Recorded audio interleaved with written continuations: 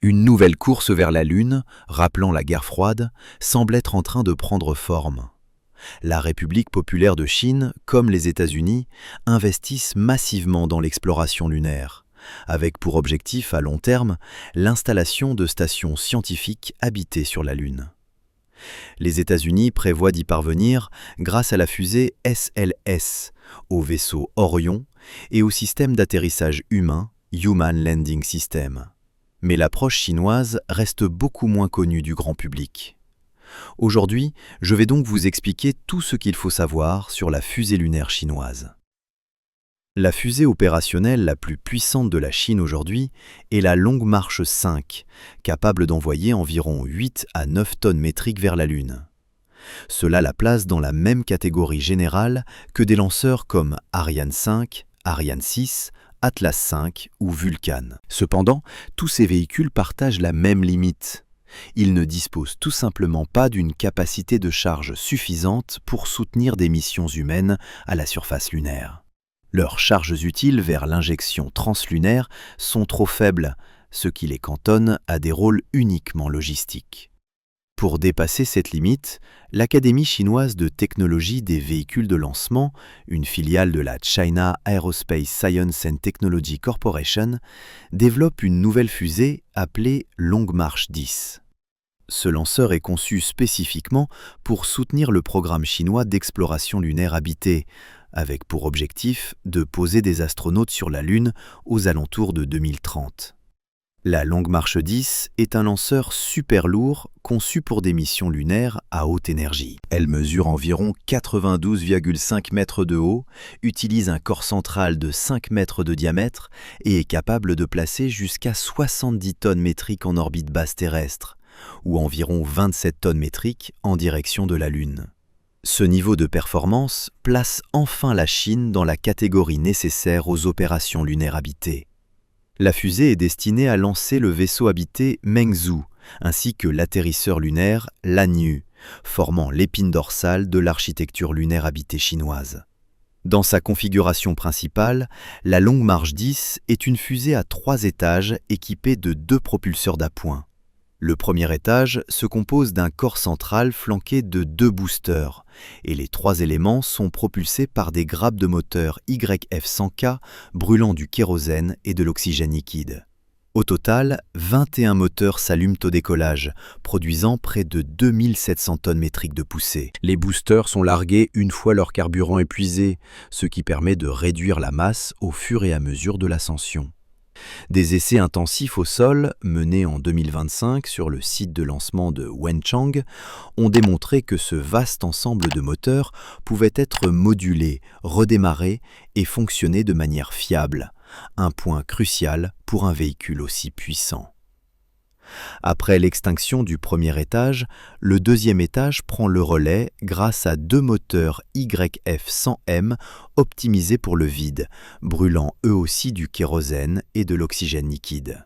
Cet étage assure l'insertion orbitale et réalise la première partie de la manœuvre d'injection translunaire, en utilisant des moteurs orientables et des systèmes de contrôle d'attitude pour façonner précisément la trajectoire.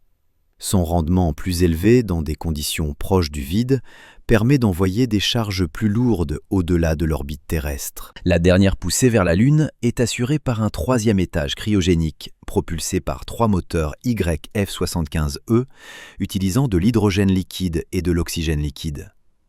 Cet étage supérieur est conçu pour les performances en espace lointain avec une impulsion spécifique très élevée et la capacité de redémarrer plusieurs fois. Cette aptitude permet à la Longue Marche 10 d'affiner sa trajectoire et de livrer de grands engins complexes dans l'espace cislunaire, notamment des capsules habitées et des atterrisseurs lunaires logés sous une coiffe de grande taille. En combinant des étages à forte poussée fonctionnant au kérosène et à l'oxygène liquide, avec un étage supérieur très efficace à hydrogène et oxygène liquide, la Longue Marche 10 comble l'écart entre les lanceurs actuels de la Chine et ses ambitions d'exploration humaine au-delà de l'orbite terrestre. Concrètement, c'est la fusée qui rend techniquement possible un alunissage habité chinois au cours de cette décennie. Un fait intéressant concernant la famille Long March 10 est que, bien qu'elle soit principalement conçue pour des missions lunaires habitées, elle comprend aussi des versions destinées à des rôles très différents, plus proches de la Terre. L'une des plus intéressantes est la Long March 10A, une variante spécialement adaptée aux opérations en orbite basse terrestre dans le cadre du programme spatial chinois. La Long March 10A est une fusée à 2 étages, partiellement réutilisable, mesurant environ 67 mètres de haut et utilisant le même diamètre de 5 mètres que la version lunaire. Au lieu de viser la Lune, elle est conçue pour lancer le vaisseau habité Mengzhou et les cargos Tianzhou durant les phases de développement et d'exploitation de la station spatiale Tiangong. En supprimant les grands boosters et l'étage supérieur à haute énergie nécessaires aux missions lunaires, cette configuration devient bien plus efficace et économique pour les vols réguliers habités et logistiques en orbite. Le système de propulsion reprend largement celui des étages inférieurs de la Long March 10 complète, mais sous une forme simplifiée. Le premier étage est propulsé par 7 moteurs YF-100K fonctionnant au kérosène et à l'oxygène liquide, tandis que le deuxième étage utilise un seul moteur YF-100M optimisé pour le vide. L'étage supérieur à hydrogène, utilisé pour les missions lunaires, est entièrement supprimé, ce qui rend la fusée mieux adaptée aux missions orbitales réutilisables plutôt qu'aux trajectoires lointaines. La réutilisation est un élément clé de la conception de la 10A. Le premier étage est conçu pour revenir se poser verticalement et comprend des ailettes de guidage, des jantes d'atterrissage et des structures renforcées pour survivre à la rentrée atmosphérique. Les moteurs YF-100K peuvent réduire leur poussée jusqu'à environ 60%, permettant des descentes contrôlées et des atterrissages en douceur lors des essais de récupération. Avec une masse au décollage d'environ 740 tonnes, cette configuration peut placer jusqu'à 14 tonnes métriques en orbite basse terrestre, suffisante pour des vols d'essai habités et des livraisons régulières de fret vers Tiangong. Bon, je pense qu'on s'est un peu écarté du sujet. Revenons donc au cœur du propos et parlons du vaisseau lui-même. Il s'appelle Mengzhou, ce qui se traduit par « vaisseau des rêves » en chinois. Ce nom s'inscrit dans la tradition de programmes précédents comme Shenzhou et reflète l'objectif de la Chine d'envoyer des astronautes en orbite lunaire dans le cadre de son plan visant un alunissage habité avant 2030.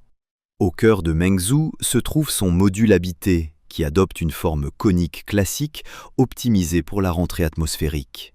Avec un diamètre à la base d'environ 4,5 mètres, ce module est conçu pour résister aux conditions extrêmes d'un retour depuis la Lune, où les vitesses de rentrée peuvent atteindre environ 11 km par seconde. Le module habité est pressurisé et sert d'espace de vie aux astronautes, tandis qu'un module de service séparé assure la propulsion, l'alimentation électrique et les autres fonctions de soutien dans le cadre d'une conception modulaire. Pour résister à la chaleur intense de la rentrée, le module habité est protégé par un bouclier thermique ablatif conforme aux normes internationales modernes pour les retours à grande vitesse. Le système de protection thermique est en grande partie non pressurisé et peut être largué avant l'atterrissage, ce qui simplifie les opérations de récupération. Mengzhou est conçu pour des missions relativement courtes. Son intérieur peut accueillir jusqu'à 7 astronautes en configuration orbite basse, ou un équipage plus réduit pour les missions lunaires, où un volume supplémentaire est réservé aux équipements et aux provisions.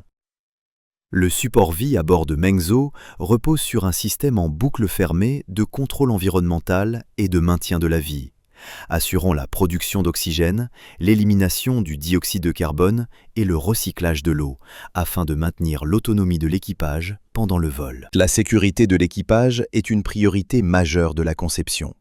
Le vaisseau est équipé d'un système d'évacuation au lancement utilisant des moteurs à propergol solide, capables d'éloigner la capsule de la fusée en cas d'urgence, que ce soit sur le pas de tir ou lors des premières phases de l'ascension.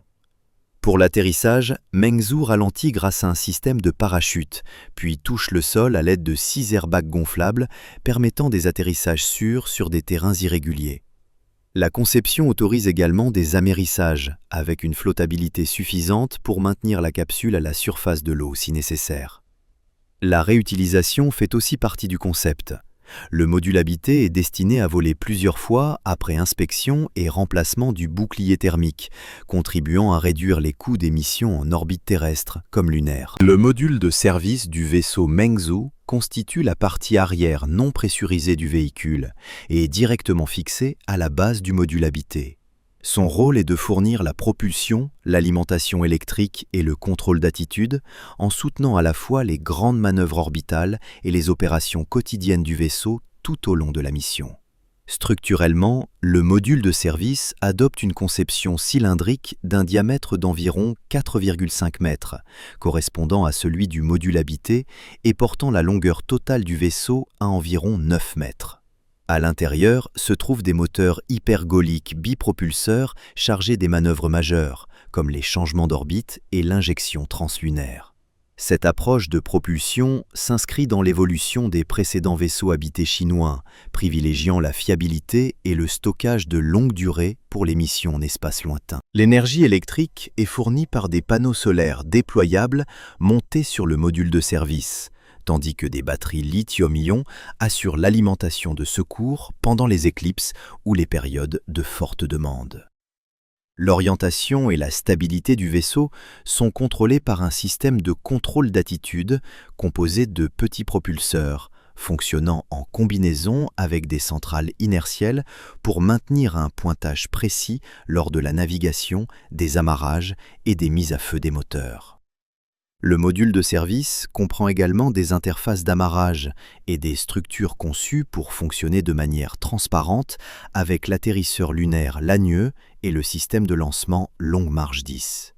Cela permet à Mengzhou de rejoindre et d'assembler d'autres engins en orbite dans le cadre de l'architecture de mission lunaire. Une fois entièrement ravitaillé et assemblé, le vaisseau Mengzhou complet, module de service compris, affiche une masse totale d'environ 22 tonnes métriques.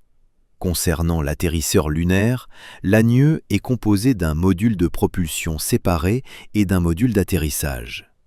Il adopte une configuration à 4 pieds et utilise plusieurs moteurs redondants alimentés par du peroxyde d'azote et de l'hydrazine, une combinaison hypergolique choisie pour sa fiabilité et sa sécurité lors de la descente et de l'atterrissage.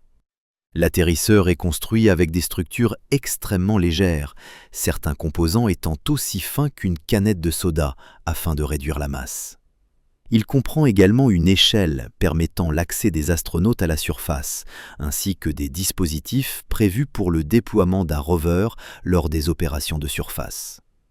La mission d'alunissage habité suit une séquence relativement simple. Tout d'abord, l'atterrisseur lunaire est lancé et placé en orbite lunaire, où il attend. Un second lancement envoie ensuite le vaisseau habité de nouvelle génération vers la Lune, où il s'amarre à l'atterrisseur en orbite lunaire. Les astronautes passent du vaisseau à l'atterrisseur qui se sépare alors et descend vers la surface lunaire. Après avoir terminé leurs activités sur la Lune, les astronautes redécollent à bord de l'atterrisseur et rejoignent le vaisseau en orbite lunaire.